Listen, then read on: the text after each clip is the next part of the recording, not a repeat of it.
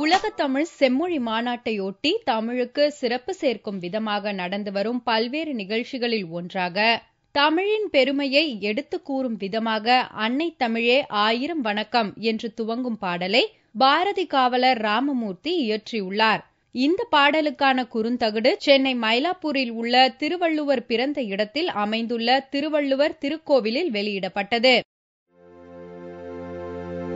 அன்னை தமிழே ஆயிரம் வணக்கம், ஆயிரம் வணக்கம், ஆயிரம் வணக்கம். அகரம் உனக்கொரு மகுடம், செம்மொழிக்கு அது ஒரு சிகரம். அன்னை தமிழே ஆயிரம் வணக்கம்.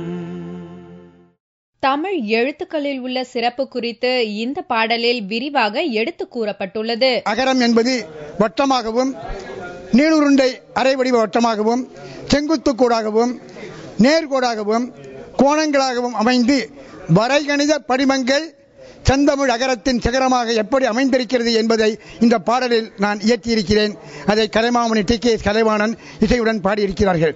தமிழ் மொழியின் பற்றும் ஆர்வமும் தமிழ் செம்மொழி மாநாட்டோடு முடிந்து விடாமல் மக்களிடையே அதே உற்சாகத்தோடு தொடர்ந்தால் நல்லது.